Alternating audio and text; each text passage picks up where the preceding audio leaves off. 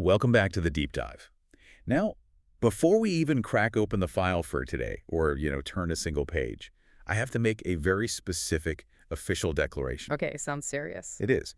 We declare that this podcast will be distributed free of charge on all major platforms for educational purposes. That is right. No paywalls for this particular physics lesson. It's strictly about the learning today. Exactly. And honestly, considering what we're out to cover, I don't think commerce is really going to be on anyone's mind by the end of this hour. No, I think their minds will be somewhere else entirely. What we are learning today is, and I don't use this word lightly, spooky. It is, but I want to, clarify spooky. It's not jump scare spooky. It's not a slasher film. No, It's existential spooky. It has a cosmic chill to it. A cosmic chill. I like that. I want everyone listening to do something for me right now. If you're driving, please keep your hands on the wheel. But if you're at home or on the bus, just hold up your hand. Just take a quick glance at it. Look at your skin. It looks solid, right? And it looks like a biological barrier. Skin, bone, blood. It looks like a boundary. It defines where you end and the rest of the world begins. Precisely. But imagine if I told you that to someone else or something else, standing right next to you, perhaps in a dimension you can't even perceive. That hand doesn't look like skin at all. To them, it looks like a flickering fire. Wow. Or maybe just a burst of disconnected radio waves. It completely changes your perspective on personal space. Yeah. And on what it means to actually be somewhere. It definitely does. We are doing a deep dive today into a session that feels less like philosophy and more like a ghost story told by a quantum physicist. That's a great way to put it. We are looking at session 118 of the early sessions, book 3 of the Seth Material. Recorded quite a while ago, January 4, 1965. 1965.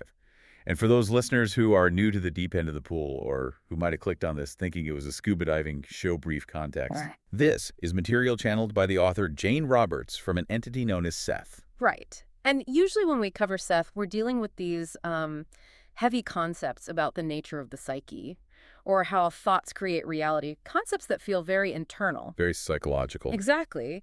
But today he's giving us a lesson on interdimensional geography. The mission for this deep dive is simple, though the implications are massive.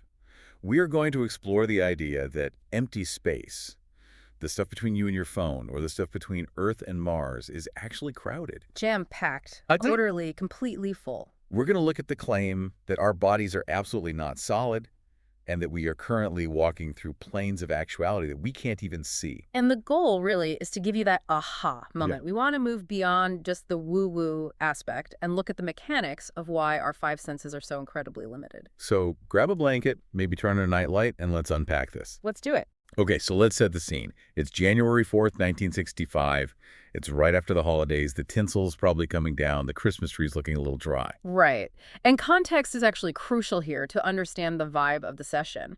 Jane Roberts and her husband, Rob, they hadn't held a session in about a week. Oh, right. Yeah, they missed the scheduled sessions for December 28th and 30th because of all the holiday chaos. Which, honestly, is so relatable. I mean, who wants to channel an interdimensional entity when you're recovering from Christmas dinner and dealing with family drama? Exactly. It takes a lot of energy. It requires focus. But because of that break, Jane Roberts is feeling incredibly nervous. The notes from the session, Rob's notes, describe her as becoming increasingly nervous as 9:00 p.m. approached. Now, let's pause on that. Is this just performance anxiety? Like, oh, no, I haven't done this in a week. What if the radio doesn't tune in? What if I forgot how to do it? I think it's partly that, but there's something else going on, something deeper. She'd had a very, very intense experience on New Year's Eve. We have to look at her journal entry from December 31st to understand her headspace. She describes an amazing experience of ecstasy. She says it was the strongest she had experienced so far in her psychic development. Ecstasy is a strong word. Are we talking religious ecstasy? Like a vision of angels or something? No, and she's very specific about this. She notes there were no voices or visions. It wasn't a hallucination. It was somatic, a physical feeling. In her body. In her body.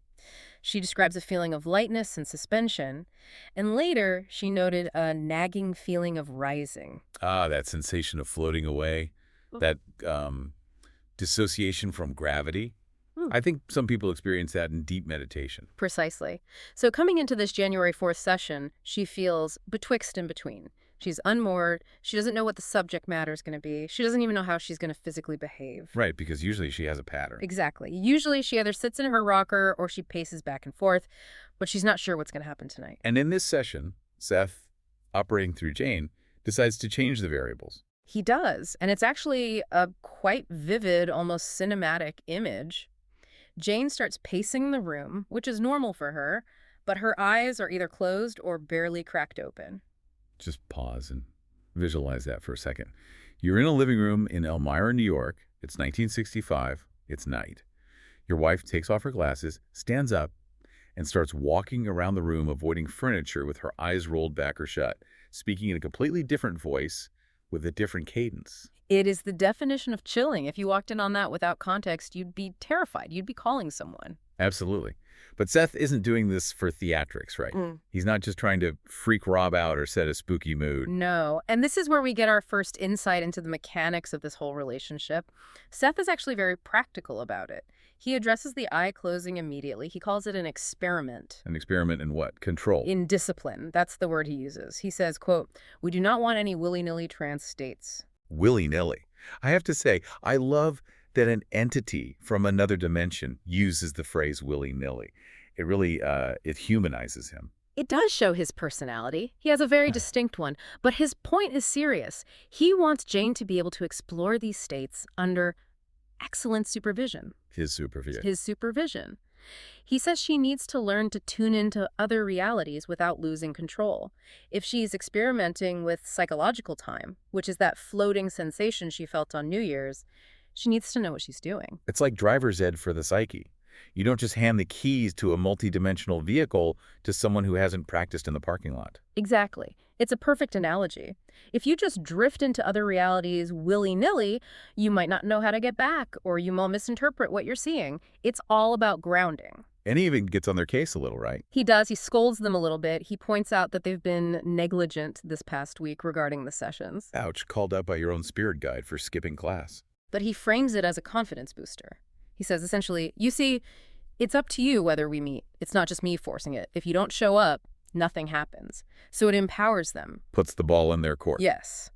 But once all that housekeeping is done, Seth drops the hammer. He just completely changes gears and starts talking about the nature of reality, and this is where things get really weird. This is the part that got me. He starts talking about tuning in. Yes. He uses the radio analogy, which was very apt for 1965, but it still works perfectly today. He says, there are many stations, so to speak, to tune into, and at present you touch the dials rather indiscriminately. Like a toddler playing with a radio. Just spinning the knob and getting static, then a blast of jazz, then news, then static again. We don't even know we're doing it. Right. We think we are locked onto one station. Let's call it Reality FM. But actually, our consciousness is slipping and sliding all over the place. And then he says this sentence, which is the core of today's deep dive. The apparent emptiness of outer space is far from empty. Far from empty. So we look up at the night sky, or even just look at the space between me and you, and we see nothing. Air, vacuum.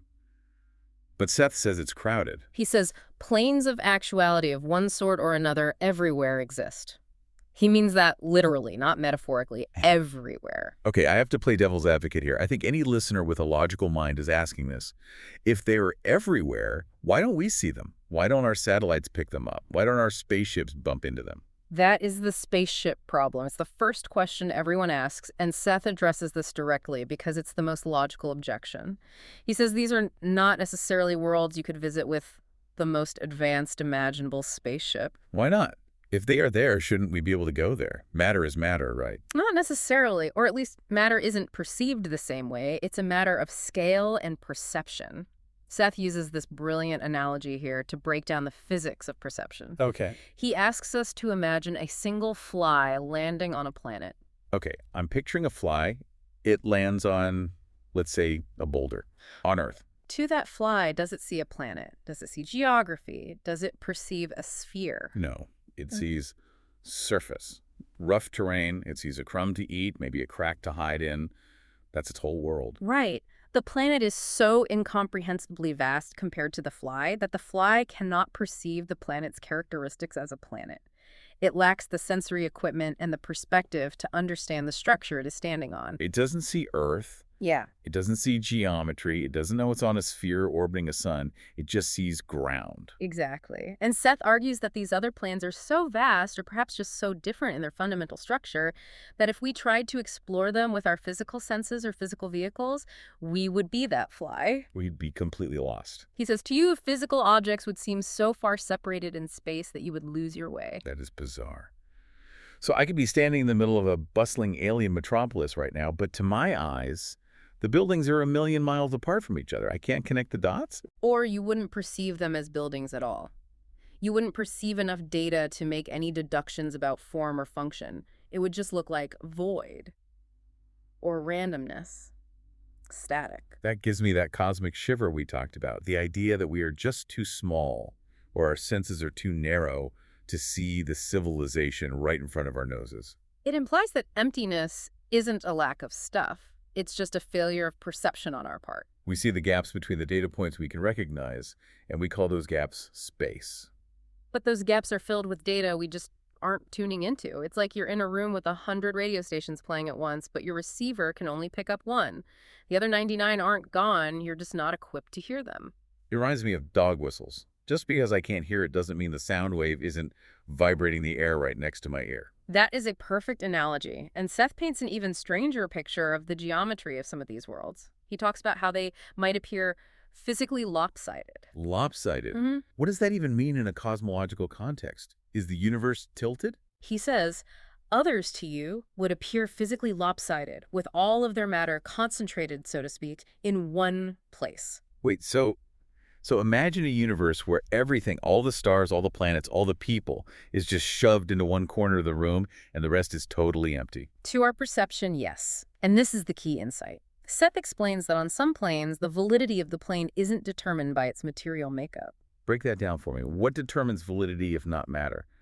I mean, if I can't touch it, how is it real? Well, think about how we judge existence. Does it have mass? Can I touch it? Does it displace water? If not, we say it's not real. We say it's imaginary, it's a thought, it's a feeling. Right. I think therefore I am is fine for philosophy, but I touch, therefore it is how we actually live. If I can't bump into it, it's not there. Exactly. But Seth says that attitude, that reliance on physical matter, is a defense mechanism. A defense mechanism. Against what?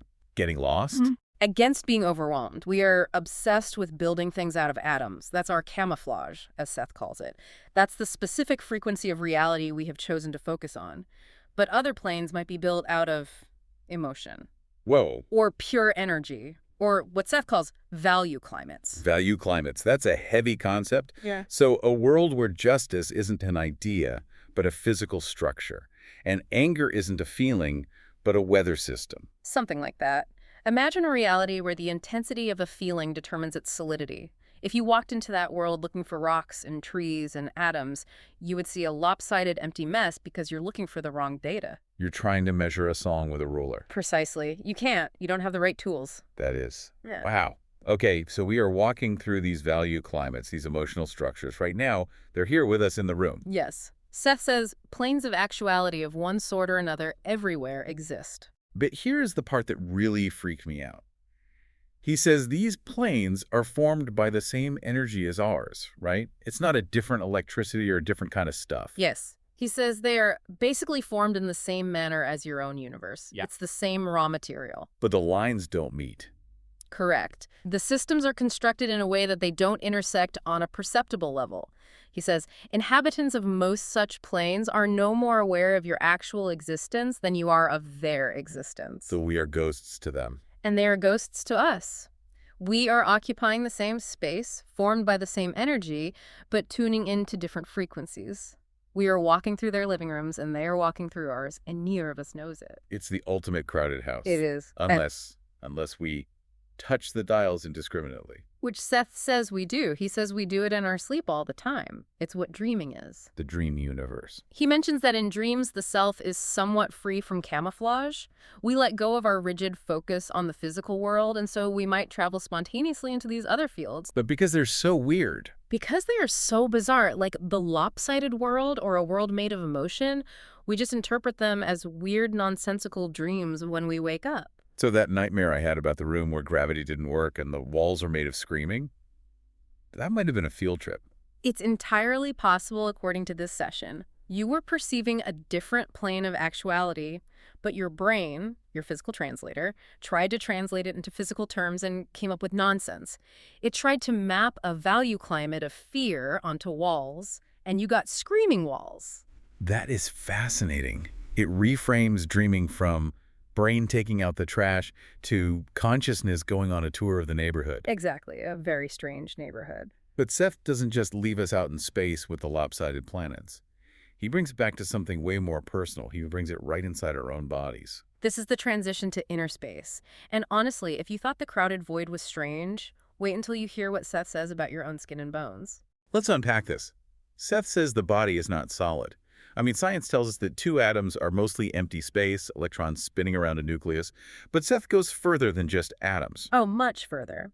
He says the physical organism exists as many things simultaneously, and then he drops this specific line. It even exists as radio waves. You are radio waves. I am radio waves. Yes, and he says to creatures who cannot perceive matter but can perceive radio waves, your physical body appears quite differently than it does to you. I love the idea of an alien species that is just a giant radio receiver. They look at me and they don't see a guy in a t-shirt. They hear, what? A broadcast, a specific frequency. Or they see a pattern of waves, an interference pattern. It challenges our ego, doesn't it? We think our look, our face, our height, our hair color is who we are, but that's just the visual spectrum interpretation. It's just one channel. It's just one channel. If you change the receiver, you change the human. It's like looking at a heat map versus a photograph. Same object, totally different information, both are true. Seth uses another analogy here that I think is beautiful, but also haunting. He says that on many of these other fields, the body is seen as constantly flickering, as, say, a fire. Flickering. That word. It really gets under your skin. Think about that. To us, you have duration. You were here 5 minutes ago, you are here now. You seem solid and continuous. You persist through time. I certainly feel continuous. I don't feel like I'm blinking in and out of existence. But from another dimension, outside of our time stream, you might look like a strobe light. Flash, flash, flash. A rapid series of events. Why? What is causing the flash, the in and out? Because the physical organism constantly changes. Seth says it cannot be said to be the same from one of your moments to the next. We are constantly shedding cells. Energy is moving through us. Atoms are vibrating. Our thoughts are changing. We're a process, not a thing. Exactly. And to an entity that experiences time differently, say an entity where one of their minutes equals 1,000 of our years, we are just a spark. We ignite, we burn, we go out. A brief, brilliant flicker. It makes me feel temporary, but also kind of energetic, like I'm not a statue, I'm a process in motion. A burning process, a combustion of energy. And strangely enough, Seth connects this radio wave idea to something you might not expect, something that usually gets eye rolls in scientific circles. Oh, this was the funny part. Astrology. Yes, astrology. It is. Seth says, and I have to quote this directly, Yeah. for all its mandy-pamby, astrology has a strong basis. Mandy-pamby. It's such a distinct, almost old-fashioned choice of words. It is. Listen here, stop with the mandy-pamby. Yeah. It sounds like a stern grandmother scolding a child. But he's defending it. He does, but he qualifies it heavily. He says it's only one smart portion of the whole story and not indeed the whole kettle of tales. Kettle of tales. He was feeling very poetic that night, wasn't he? He was, but the logic holds up if you buy the radio wave premise. It actually makes perfect sense. Walk me through that logic. How do you get from radio waves to my horoscope? Okay, if we are radio waves, if we are complex electromagnetic patterns, and the planets and stars are also emitting huge amounts of energy, radiation, and gravitational waves, Then, of course, there's an influence. of course, Yeah. we are part of the same electromagnetic soup. We're all broadcasters and receivers in the same cosmic system. It would be weirder if there wasn't an influence. So astrology isn't magic in this view. It's just tracking the interference patterns in the radio waves. In a sense, yes, but Seth calls it mandy-pamby, probably because the way we practice it, horoscopes in the newspaper, Geminis are moody, don't date a Scorpio, is such a simplified, childish version of the real mechanics. Right. You will meet a tall, dark stranger is the mandy-pamby version. Yeah. Your personal electromagnetic field is currently interacting with the gravitational waves of Jupiter, causing a subtle fluctuation in your emotional and psychological value climate. is the real science he's hinting at. Exactly. It's physics we don't understand yet. It's not about destiny written in the stars. It's about environmental influence on a cosmic scale. And speaking of fluctuations and influences, this leads us directly into what Seth says about health. Because if our bodies are these flickering fires connected to other planes, that has huge implications for why we get sick and how we heal. This is where the rubber meets the road. This was the most practical part of the session for me, because we all have bodies and they all break down at some point. Right. And standard medicine treats the body like a machine, like a car. Exactly. And Seth argues that the reason we haven't had more success dealing with human illness, and remember this is 1965, but it still applies today, is because we conceive of the body as existing within one field only. The physical field, the one we can cut open and look at. Yes. We treat the body like a car. If the spark plug is broken, replace the spark plug. If the pipe is leaking, patch the pipe. It's a mechanical object in a physical world. But Seth says it's so much more than that. He says the body protrudes into many fields of actuality. It's multidimensional. And this is the kicker. Its survival is determined by factors as yet hardly considered possible by your scientists or doctors. So my health, my longevity, my ability to fight off a cold, it all depends on what's happening in these other invisible planes. Yes. He says that our physical well-being is constantly being maintained by processes we are not consciously aware of, processes that span these different realities. He mentions mechanisms for that, right? Specific ones. He does. He says there are mechanisms in the body specifically designed to deal with data from these other realities. Okay, I need to know, what are these high-tech, interdimensional mechanisms? Is it the pineal gland? The brain stem, some chakra we haven't found yet. The pores of the skin. Pores. You're kidding. I am not. The pores of the skin are such mechanisms. I'm sorry, but that is hilarious. My sweat glands, they aren't just for cooling me down during a workout. They are interdimensional antennas. According to Seth, yes. Think about what a pore is. It's an opening. It's an exchange point between the inside and the outside. We think of it as just letting sweat out. But what if it's a two-way street? What if it's exchanging data? He says it's a way for the inner self to breathe, metaphorically speaking, across dimensions, to regulate the flow of energy. So when I'm sweating, I'm downloading. Or maybe uploading my status report to the mothership. Or balancing. Maybe you're releasing an excess of energy from one plane and absorbing what you need from another. Seth says illness is often a stoppage of these automatic processes. A clogged pore in the fabric of reality. In a way, yes. He says when a stoppage occurs, the fix isn't always surgery or pills. It's proper communication and adjustment, made through or by way of the subconscious to the inner self. The inner self, we need to define that. Is that the soul, the higher self? Seth uses the terms somewhat interchangeably here. He calls it the inner self, which has been called the soul. And he describes its job. He calls it the guardian. The guardian of the flickering fire. Right. He paints this picture of the body having a molecular structure that is fairly rigid. It has to be rigid. Or we would dissolve into puddles. We need that structure to interact with this physical world. If you were too fluid, you couldn't pick up a coffee cup. Like a spacesuit. Yeah. A hard shell to survive in this specific, dense environment. Exactly. That's a perfect way to think of it. But the inner self, the soul, is not rigid. It's free. It's not imprisoned by the construction. But like any good guardian, it spends most of its time at home in maintaining the structure. I love that image. The soul is just the superintendent of the building. It could leave, it could go on vacation to other dimensions, but it stays home to make sure the pipes don't burst and the roof doesn't leak. And to make sure the flickering doesn't go out. Seth says the inner self is what maintains the apparent constancy of the body. It's the force that keeps recreating our physical pattern moment to moment to moment. So it's not automatic. It's automatic from our conscious perspective, but it's a constant active job for the inner self.